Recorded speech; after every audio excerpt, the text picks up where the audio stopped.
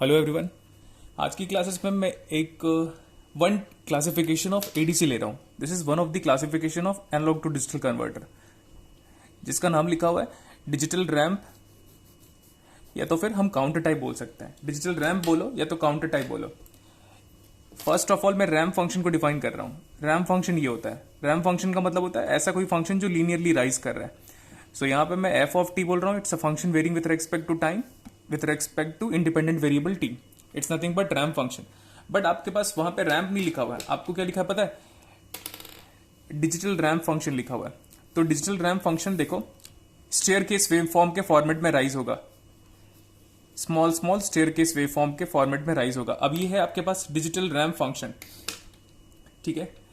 Next one, यहाँ पे जो स्मॉल स्मॉल स्टेप्स हो रहा है ना, स्टेयर्स का स्टेप साइज, तो इसी को बोल रहे हैं हम स्टेप साइज। स्टेप साइज वैसे भी आप घर के अपने स्टेयर केस वेव फॉर्म को भी देख सकते हो। इस घर का स्टेयर्स देख लो, एक एक स्टेप जो आप राइज करते हो वही स्टेप साइज है, उसी को हम रिजोल्यूशन भी बोलते हैं, ठीक है। सो रिजोल्यूशन के लिए मैं एक फॉर्मूला लिख देता हूं। याद होगा आपको, एक फॉर्मूला लिखा हुआ था लास्ट क्लास में, V ऑफ DAC। पढ़ हम रहे हैं ADC, लेकिन V ऑफ DAC लिखा हुआ है 2 raised to the power of 3 into B3 plus 2 raised to the power of 2 into B2 plus 2 raised to the power of 1 into B1 plus 2 raised to the power of 0 into B0। Coefficient of LSB bit represent step size या resolution या least count भी बोल सकते हो, है ना। यहां पे कंफ्यूजन नहीं चाहिए मुझे कि सर आप पढ़ा रहे हो ADC बट आपने लिखा हुआ है DAC, ठीक है, क्योंकि because DAC will be using in the feedback circuit. अभी हम सर्किट के बारे में बात करते हैं।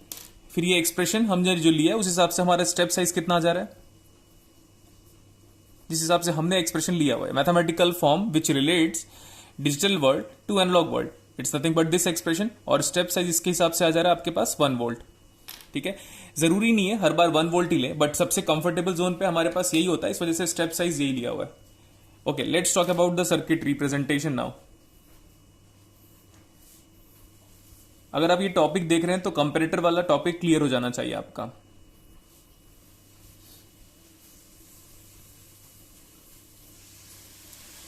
ये कंपेरेटर है, ये एंड गेट है, यहां पे हम लोग क्लॉक दे रहे हैं, आप इसको गेटेड क्लॉक भी बोल सकते हो। This is nothing but CLK clock signal.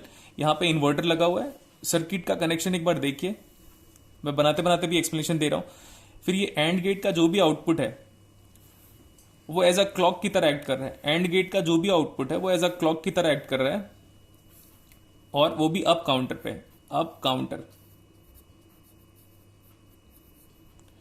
फिर यहां पे हमने एक रीसेट पिन दिया हुआ है,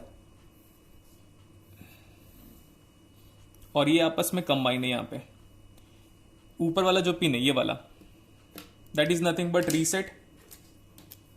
ये वाला जो पिन है ये रीसेट है। रीसेट का मतलब जानते हो, कई बार हम इसको मास्टर रीसेट भी बोलते हैं, सो दैट हम सबको एक साथ क्लियर कर पाए। ये है हमारा SOC। SOC का फुल फॉर्म मतलब स्टार्ट ऑफ कन्वर्जन। अभी मैं इमेजिनेशन पॉइंट ऑफ व्यू या सिंप्लिसिटी पॉइंट ऑफ व्यू अभी हम 4 बिट काउंटर ले लेते हैं। 4 bit up counter, 4 bit up counter लिया। तो अगर आप काउंटर लेते हो, जनरली हम डिजिटल जैसे पढ़ते हैं तो हम लोग Q3 Q2 Q1 Q0 लेते हैं। तो यहां पे मैं ऐसे लिख रहा हूं B3, this is B2 bit, this is B1 bit and this is B0 bit, ऐसे ले लिए। जबकि अच्छे से पता है कि हम जो सबस्क्रिप्ट 0 लिखते हैं that represent LSB output and B3 represent MSB output. ये है आपका DAC। Now DAC is used in the feedback circuit, मैं ऐसा बोल सकता हूं। अब दुनिया का कितना जो भी DAC हो, any DAC is being specified by it's mathematical function. आप कोई भी DAC पढ़ोगे तो ये एक एग्जांपल है मैथमेटिकल फंक्शन का, ठीक है। तो मैंने पहले ही DAC का मैथमेटिकल फंक्शन का एक एग्जांपल ले लिया पहले ही। तो how that DAC is working is being expressed by this mathematical function. और उस DAC का जो आउटपुट है ये ऐसे फीडेड टू ओपैम्प सर्किट है, is being feeded to opamp circuit. आगे देखो, ये जो DAC का आउटपुट है इसका नाम है VAX। अगर आप बुक फॉलो करोगे तो VAX लिखा हुआ है। यहां पे अगर आपके पास इनपुट है तो उसका नाम है VA, that is nothing but analogue input. यही है आपका इनपुट, इनपुट यही है एनालॉग। और आप डिजिटल आउटपुट पूछोगे, सपोज आप पूछते हो कि सर डिजिटल आउटपुट कहां पे है, सो यही देखो, ये जो आउटपुट ऑफ द काउंटर है ना, यही output of the counter is digital value, output of counter is a digital value.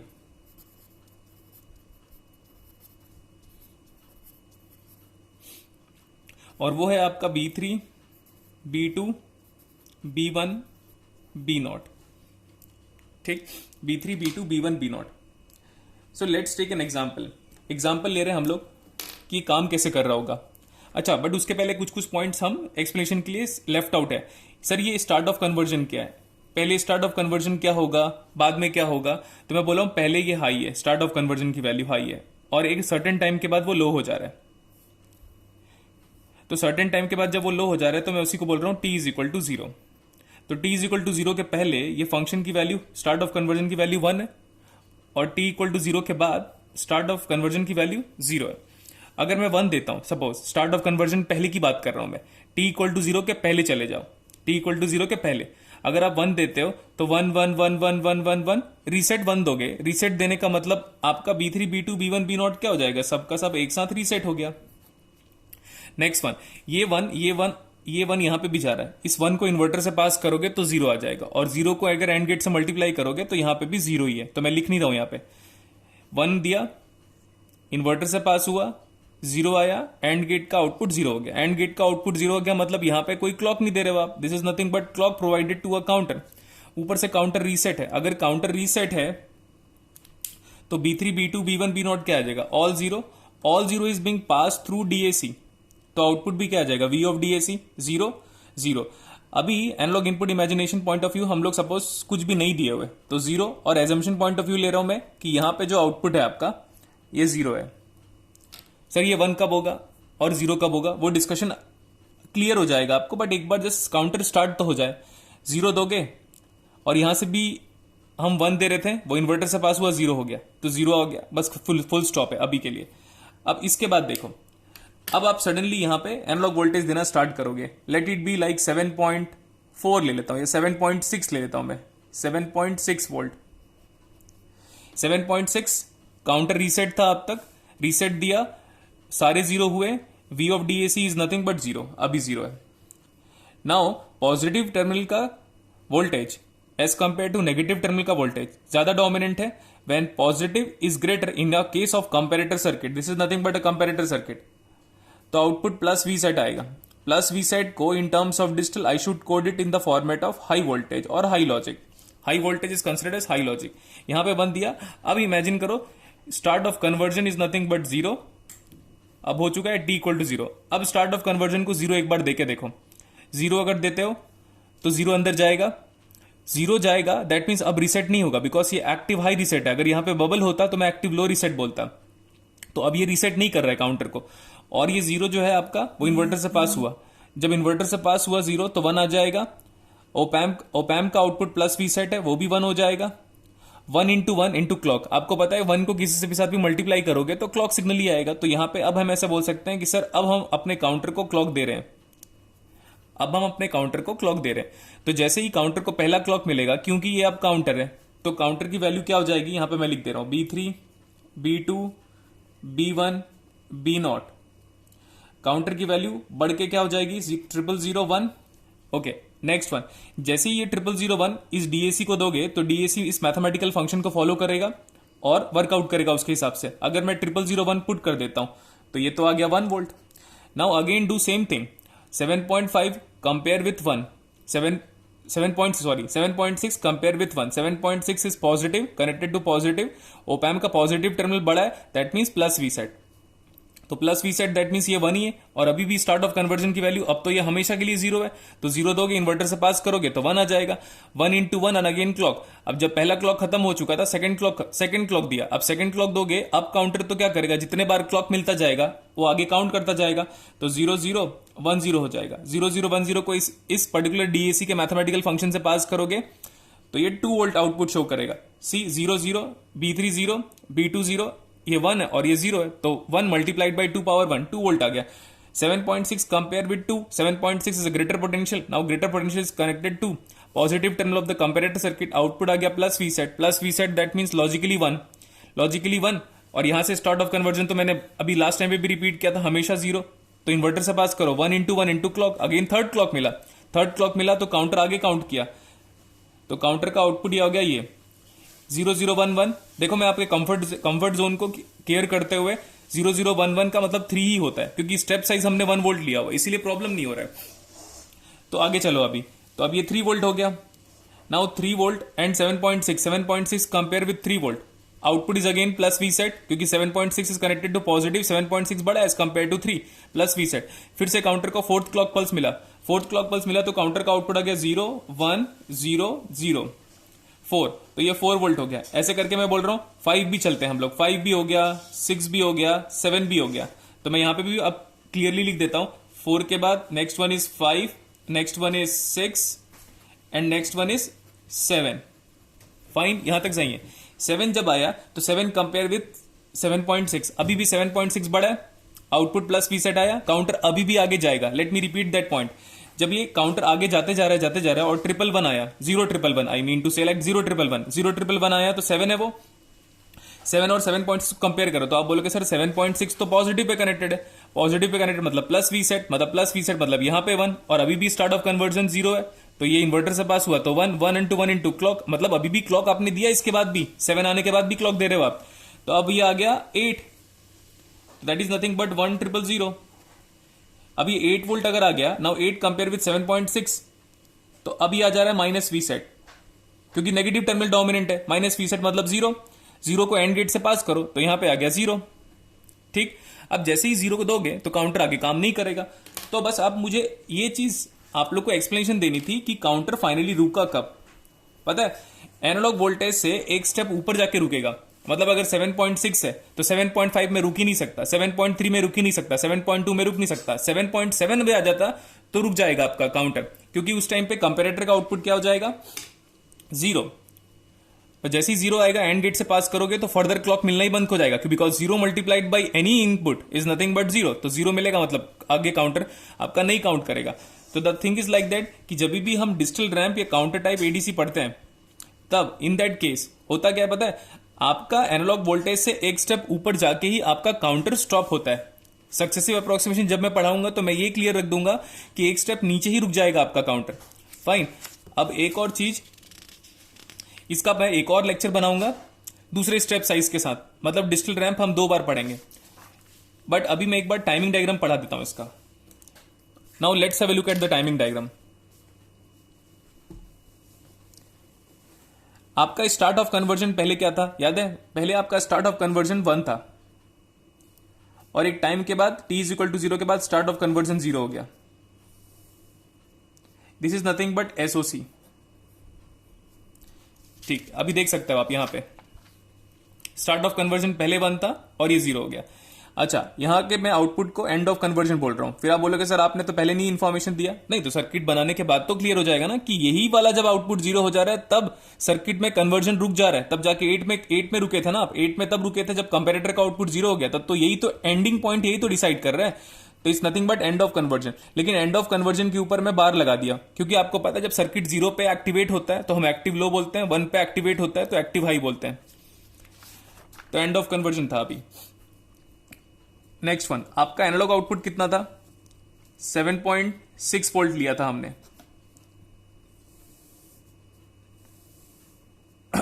7.6 volt is nothing but my V analogue voltage.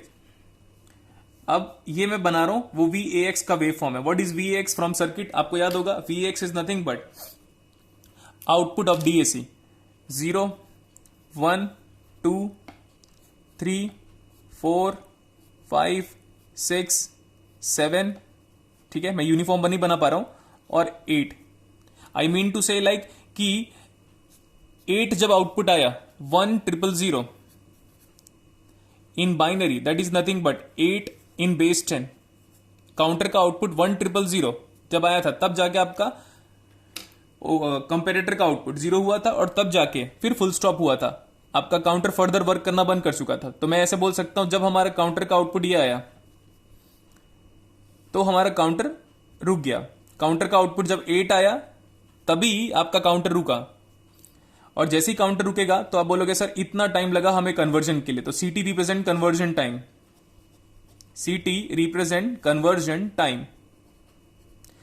ठीक है, यहां पे 4 बिट है तो मैं यहां पे बस इंफॉर्मेशन के लिए ऐसे लिख दे रहा हूं। 4 बार 0 था तो 0 था, उसके बाद आपका आया 0 0 0 1, फिर आपके बाद आया 0 0 1 0 एंड सो ऑन टिल यहां पे आपके पास आया 8।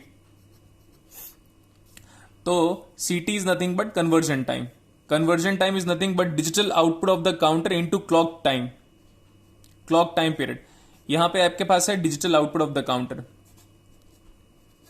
Digital output of the counter. अगर आपने लास्ट लेक्चर देखा होगा तो मैंने मैक्सिमम कन्वर्जन टाइम के बारे में बात किया था, तो वो भी डील कर लेता हूं मैं। Conversion time maximum is nothing but, maximum इस काउंटर का आउटपुट 15 हो सकता है, और कितने क्लॉक साइकिल देने पड़ेंगे आपको? वन आएगा फर्स्ट क्लॉक साइकिल में, सेकंड आएगा सेकंड क्लॉक साइकिल में, थर्ड आएगा थर्ड क्लॉक साइकिल में, सिमिलरली 8 आएगा 8 क्लॉक साइकिल में, ऐसे 15 आएगा 15 क्लॉक साइकिल पे। तो अगर हम जनरलाइज करें, 15 is nothing but 2 raise to the power of n-1 into TC। TC is nothing but जो एंड गेट था आपके पास, देखो एंड गेट में आपने जो क्लॉक दिया हुआ था, क्लॉक का मतलब है आपके पास output of astable multivibrator बोल सकते हो, या प्रैक्टिकल लाइफ पे आप प्रैक्टिकल लाइफ जब आप बात करते हो तो बोल सकते हो sir output of a Pierce oscillator. उसके बारे में तो बात ही नहीं करना है, किसी भी एग्जाम्स में पियर्स ऑसिलेटर सिलेबस पे नहीं है। तो क्लॉक का मतलब आप बोल सकते हो sir output of a 555 timer when it is acting as astable multivibrator, और else output of an op amp when it is acting as astable multivibrator. तो वही है आपके पास, TC is nothing but clock का time period. तो maximum conversion time is given by 2 raise to the power of n-1 into TC। ठीक, अब next one, मैं ये बेसिक इंफॉर्मेशन देता हूं। ये छोटा छोटा जो है वो स्टेप साइज है, और स्टेप साइज इस क्वेश्चन के हिसाब से हमने जो V ऑफ DAC लिया था, step size is defined for V of DAC, वो 1 वोल्ट था। ठीक, नेक्स्ट वन, हमारा काउंटर तब स्टॉप हो जा रहा है व्हेन VAX, आपको याद होगा output of DAC, when it is greater than VA, then counter stop, counter stop further counting, counter stops further counting. ठीक, जहां पे वो फर्दर काउंटिंग स्टॉप्स किया था, जहां पे जब भी आपका काउंटर फर्दर काउंटिंग को स्टॉप कर रहा था, वही आपका आउटपुट था। और हमारा अभी के हिसाब से जो एग्जांपल लिया था, हमारा काउंटर फर्दर स्टॉप कब किया था पता है? जब आपका आउटपुट आ गया था 1000, दैट मीन्स 8। तो ये है हमारा, मैंने बोला था output of the counter is nothing but digital value, and that digital value is nothing but my output of analogue to digital converter. Next one, एक ऐसा टर्मिनोलॉजी है, क्योंकि जब मैं स्टडी कर रहा था बुक तो मैं हर बार कुछ ना कुछ तो नई चीजें मिलती है। आप देखो, मोनोटोनिक ग्राफ सारे स्टूडेंट को पता होता है, मोनोटोनिक ग्राफ क्या होता है करके। ये जो स्टेयर वेव फॉर्म है, ये बीच में कभी भी नीचे नहीं जा रहा है, समझ में आया? ये जो स्टेयर वेव फॉर्म है वो बीच में कभी भी नीचे नहीं जा रहा है। तो हम ऐसा बोल सकते हैं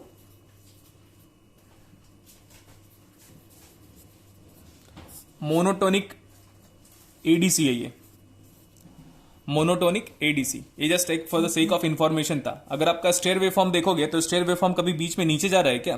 वो मैक्स टू मैक्स कांस्टेंट रह सकता है, या तो इंक्रीजिंग ही होगा। तो सिर्फ इंक्रीजिंग है और कांस्टेंट है, तो ग्राफ को हम क्या बोल सकते हैं पता है? Monotonic graph. नेक्स्ट जब मैं लेक्चर पुटअप करूंगा तो मैं इसी में स्टेप साइज को 0.5 करके करूंगा, बट फिर भी मैं बोल रहा हूं 1 वोल्ट से अगर आप समझ लोगे तो नेक्स्ट लेक्चर आपको 0.5 वोल्ट में और कंफर्टेबल जोन पे लाई करेगा। ठीक है, मैं फ्लैश वाला भी पढ़ाऊंगा, बट अभी के लिए आप पहले डिजिटल रैम्प और काउंटर टाइप एडीसी देख लो। ठीक है, ये इसका सर्किट डायग्राम मैं बता देता हूं। मैं सर्किट डायग्राम रोनाल्ड जी टॉकी की बुक से उठाया हूं। ठीक है, सो थैंक यू एवरीवन, एक बार वीडियो लेक्चर देखिएगा।